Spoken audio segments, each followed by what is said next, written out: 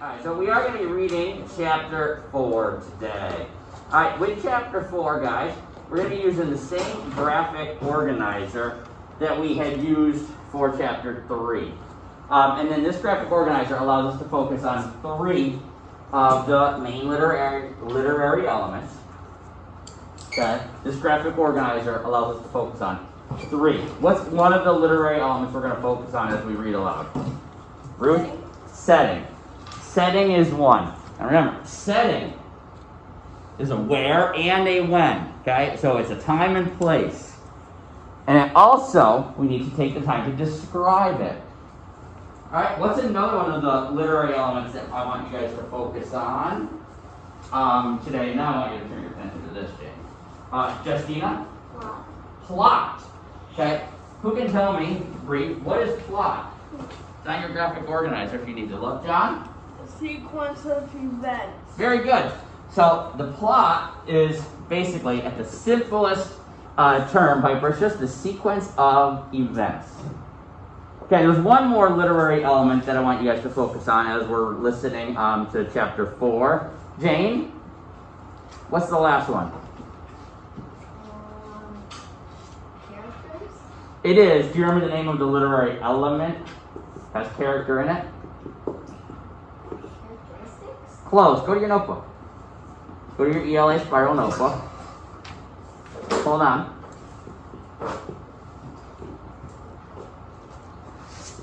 A lot of work.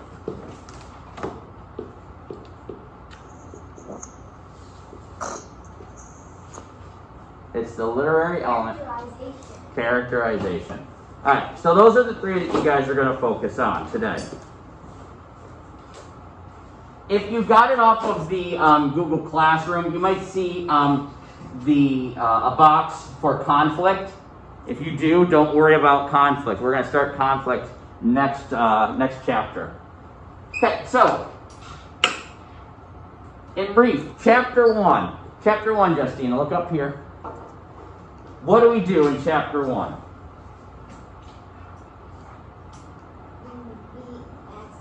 We meet Max and Kevin. So in chapter 1, we're meeting Max and Kevin, and we're learning about what kinds of people, what kind of characters they are. John, in chapter 2, what happens?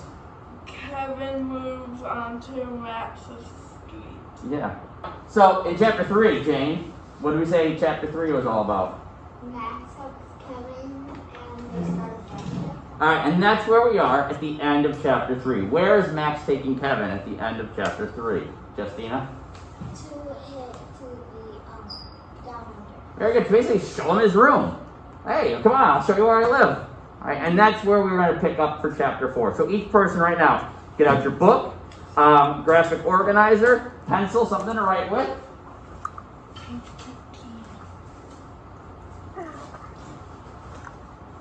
Get out my book.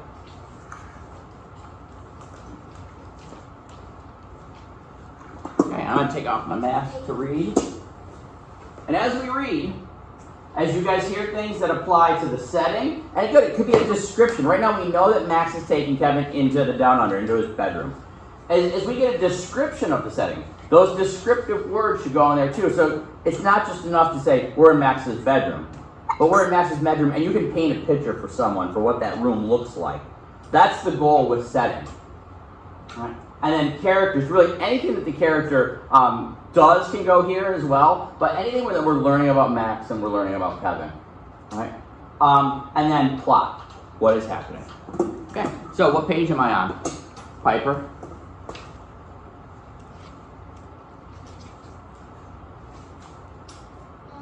Chapter 15. No, I'm not on chapter 15. Page 15. I'm not on page, I am on page 15. I'm on page 15. Chapter 4, What Frightened the Fair Gwen? So, Freak's not in my room for 10 minutes before he sets me straight on the fair Gwen. He's able to hump down the steps by himself, except it makes him sort of out of breath. You can hear him wheezing, or I guess you'd call it panting, like a dog on a hot day. What kind of figurative language is that? It says you can hear him breathing, or I guess you'd call it panting like a dog on a hot day. Ruth? It is a simile. A simile is a comparison. What's being compared, Jane? Kevin and his breathing to a dog on a hot day. Yeah, the way that a dog would breathe. All right. And so this is actually giving us some information more about Kevin and Kevin's condition. Whatever he may have is causing him to be crippled. We're now seeing that for Kevin, just moving around, walking like that, climbing up and down the stairs, is really hard for him. Okay, it even makes it hard for him to breathe, something as simple as going up and down the steps. And here, Rodman Philbrick is using a simile to make that comparison. Kevin's breathing sounds like that of a dog's breathing. He gets into my room and I close the bulkhead door and he goes, "Cool, you get to live down here all by yourself?" I eat upstairs with Grim and Graham. Freak works himself up onto the foot of my bed and uses a pillow to make himself comfortable. It's pretty dim down here, only the daylight from one basement window, but it catches him just right and makes his eyes shine. "Graham must be your grandmother," he says. "Grim would be, I suppose, a sobriquet for your grandfather, based on his demeanor." I go, "Huh?" Freak grins and pushes back his yellow hair, and he goes, "Pardon my vocabulary. Sobriquet," page 16, means nickname, and demeanor means expression. I merely postulated that you call your grandfather Grim because he's grim. Postulate means, "I know," I say, which is a lie, except I can guess what he means. Figure it out that way. "So how come you call your mom Fair Gwen of Air? Is that a nickname?" Freak is shaking his head. I can see he's trying not to let on that he's laughing inside. "Guinevere," he finally says, catching his breath. "The fair Guinevere, from the legend of King Arthur. You know about King Arthur, right?" I shrug. The only King Arthur I know is the brand of flour Graham uses. And if I say that, I'll really sound like a butthead. All right, I'm going to pause here for a second to give you guys a chance to write something down if you've not. Okay, you could write something down about our setting, okay, where and when we are, description. You could write down something about plot, what is happening at the beginning of our chapter, or something that you maybe learned about Max or Kevin. While the people in class are finishing their writing, does anyone in the Google Meet, do you guys want to share? What would you write down? Raise your hand and I'll know that you want to share. All right, Jacob, what did you write down about the first part of chapter 4? We're in Max's room. All right, did you put that under setting, character, or plot?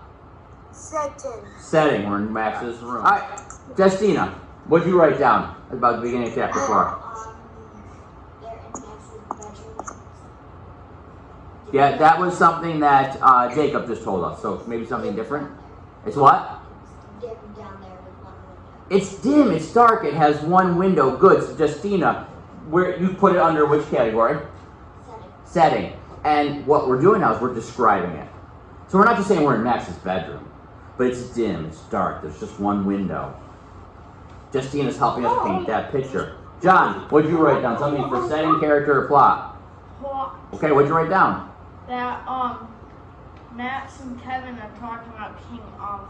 Okay. Last chapter, they kind of just started being friends. Max and Kevin, now they're hanging out talking about King Arthur. Jane. That Kevin was.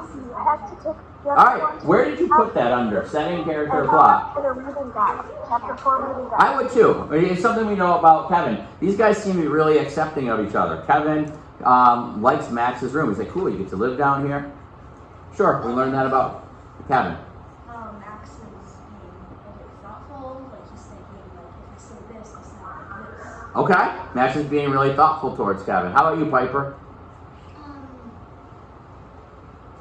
Well, just I wrote like Jonathan. I wrote like they're talking about King Arthur, Mm-hmm. and the down under this I put it at the setting, Okay. and it's dim down Okay, very good. As you guys, as we talk about it, if you hear something, you add it to your graphic organizer. So if you didn't have where we were, add it. If you didn't have the description, add it. If you didn't have the event, add it. So right now we just got these two guys, just two normal kids hanging out, chatting each other up, down in and down under. They're talking about King Arthur. In the basement. In the basement. Okay. I'm back on page 16. Now here we're talking about King Arthur. You guys, I did assign the legend of King Arthur as a reading. You guys had worked on that. So hopefully you have some information about this. But I love Freak's description here of King Arthur. And he gets into why he likes it so much. He goes, my mom's name is Gwen. So sometimes I call her the Fair Guinevere, or the Fair Gwen. See, King Arthur was the first king of England, way back when there were still dragons and monsters in the world. Arthur was this wimpy little kid, an orphan, and there was this magic sword stuck in a big stone, okay? The old king had died, and whoever could pull the sword from the stone proved he was the next king. Now, all these big tough dudes came from all over to yank the sword, and they couldn't budge it. One day, this wimpy little kid tried it when nobody was looking, and the sword slipped out like it was stuck in butter. Once again, that sword coming out like it was stuck in butter, what kind of figurative language is that? Simile. It's another simile. So, he was the king? This little kid? Freak nods. He's really into this story, and he's making shapes in the air with his hands. This is the first time for me hearing Freak really talk. And right away, I know one thing. When he's talking, you can't take your eyes off of him. His hands are moving, and it's like he's really seeing it. This story about this old king. Arthur's magical sword is called Excalibur, and the Fair Guinevere is this pretty girl who becomes his queen. Fair in those days meant the same as beautiful does now. Anyhow, Arthur got bored just sitting around, so he invented all the knights of England to come live in the castle. They all ate supper at this round table, which is why they were called the Knights of the Round Table. Every now and then, King Arthur would send them off on a special secret mission, which in the old days they called a quest. They had to slay dragons and monsters and evil knights. I assume you know what knight wears into battle. I think so. But I like hearing Freak talk, so I go, you better tell me. And that's when I find out why he is so interested in some clanky old knights. Because Freak really lights up and he goes, the knights were like the first human version of robots. They wore this metal armor to protect them and make them invincible. When I get my stuff unpacked, I'll show you the pictures. It's pretty amazing, really, that hundreds of years before they had computers, they were already attempting to exceed the design limitations of the human body. I go, huh? And Freak sort of chuckles to himself, like he expected me to go, huh? And he says, the design limitations of the human body. Like we're not bulletproof, and we can't crush rocks with our bare hands. And if we touch a hot stove, we get burned. King Arthur wanted to improve his men, so he made them armor-plated. Then he programmed them to go out and do these quests, slay the dragons and so on, which is sort of how they program robots right now. I gotta stop right now because I just read a bunch. Take a minute or two, okay? Put something into your graphic organizer. Could be for setting, could be for plot, or it could be for character. Jane, what did you write down? Character, setting, or plot? I wrote in character that Max likes the way Kevin tells stories, and then that Kevin is good at telling stories. Okay. John, you had your hand up. That Kevin is going to when Kevin unpacks his stuff, Kevin is going to let Max look at the pictures on his computer. Of what? Of the knights. I would include that of the knights, because the knights are playing an important role in this little story that he's telling? I read that he continues to tell him about the King Arthur thing, but he makes similarities to Knight's armor to robots. Thank you. But also, you know what he said about the sword thing? If you look up there, he's holding a sword. Yeah, he is. That's a good connection. So one of the things that Ruth had just done was made the connection. In your notes, you know, Freak, we know he loves robots. And now we know he loves King Arthur. There doesn't seem to be a connection between these two things. Robotics and ancient knights doesn't seem to be something that connects these two. And in here, we understand why Freak likes robots so much and how he connects them to King Arthur. I'm ready to speak now. Okay, Jacob, you're unfrozen. Are those the ones you want? Is it the same one? It is the same. I added conflict, and so what happened was when I changed and modified the graphic organizer, I didn't save it as a new different one. So if they were to look at the chapter graphic organizer today, you can just see I added a conflict section. This is But the one I want. that one isn't into. They don't need that until the next chapter. They don't need this. The moment conflict. Yeah. Thank you, sir. So they would only need to focus on the. Hello. They only need to focus on that until we get to chapter 5. Start to get really chapter 6. That's when conflict really starts coming up. Thank you, sir. Okay. All right. Sorry for that interruption. Go ahead, Jacob. I said that we're talking about King Arthur right now for plot. Okay, in the plot area. And you might want to have, as Ruth pointed out, some of those details, because this is an important connection that we were talking about. And I interrupted Jane. Jane, you were telling us how Freak considers the knights almost like the first version of robots, because it was the first time that we were trying to modify what the human body could do. Here, King Arthur was trying to make the knights, bulletproof. All right? And so this is this connection that Freak has between the knights and the robots. All right, let's go ahead. We'll continue reading. So we're still in Kevin's storytelling. We're still down in the basement, and we're still just hanging out with these two guys while Kevin tells Max the story of King Arthur. I thought there weren't any real robots, just in the movies. Boy, does that make his eyes blaze. Like, whoa, talk about laser beams. He's like fuming, so upset he can hardly talk. Finally, he gets control of himself and he goes, I suppose I must make allowances for your ignorance. On the subject of robots, you are clearly misinformed. Robots are not just in the movies. Robotics, the science of designing and building functional robots, is a huge industry.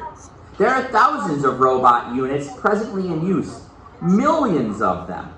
They don't look like the robots you see in movies, of course, because they're designed according to function. Many robotic devices are in fact sophisticated assembly units, machines that put together cars and trucks and computers. For instance, the space shuttle has a robot arm. Right, I said. I saw that on TV.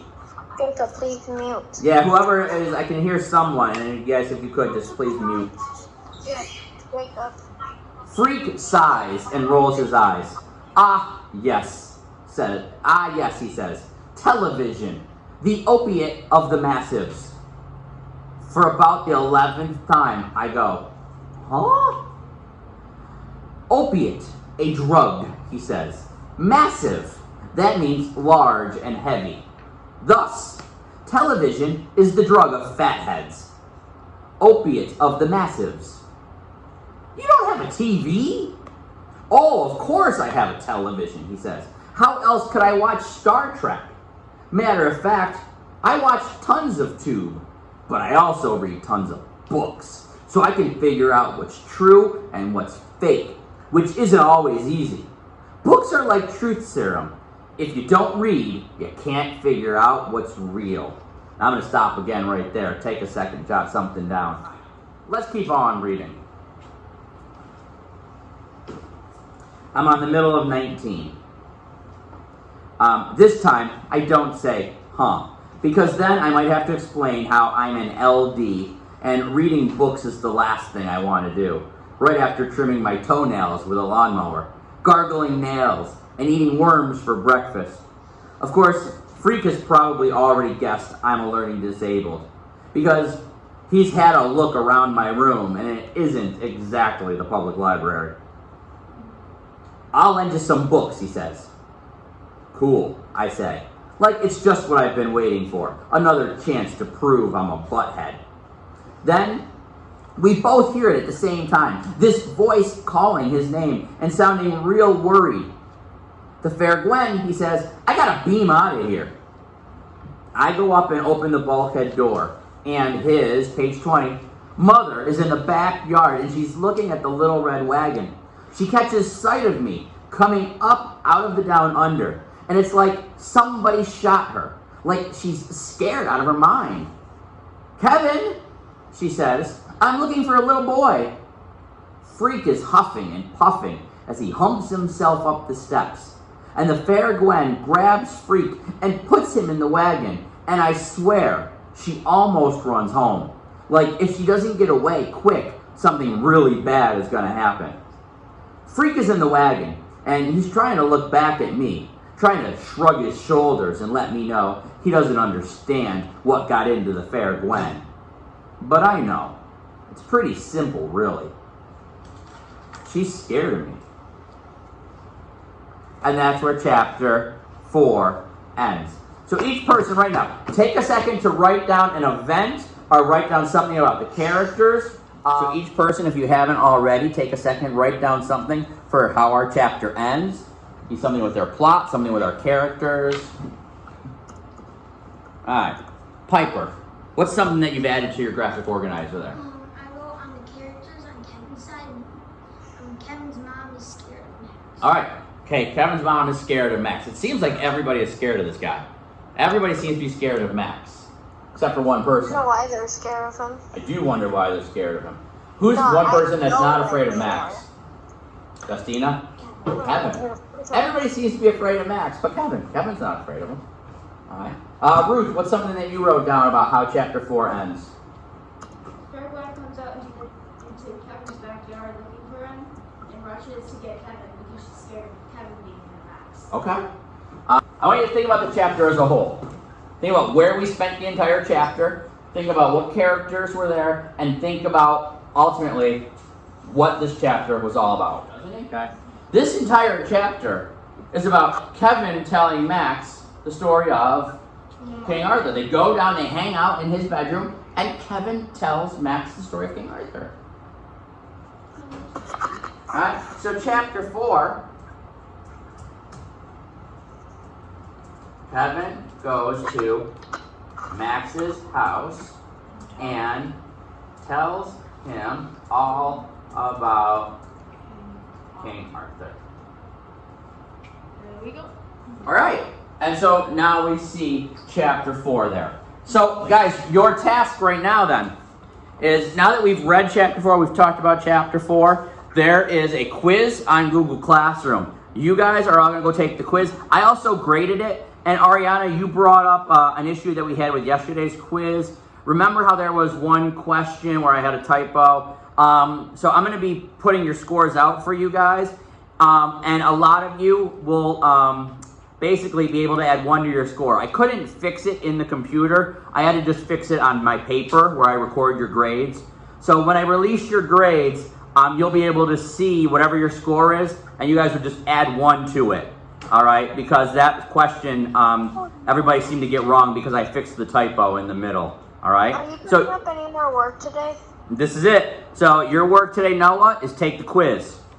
I already have. All right, and make sure that you guys, when you're on your short answer, you're answering in a complete sentence, because you guys did really good on the multiple choice, but you only have 1 short answer. Make sure that you answer that really well. Okay. Complete sentences, capitals, and periods. Okay, I'm going to sign out now. You guys go take your quiz. Good luck with your other work, okay? All right, bye, guys.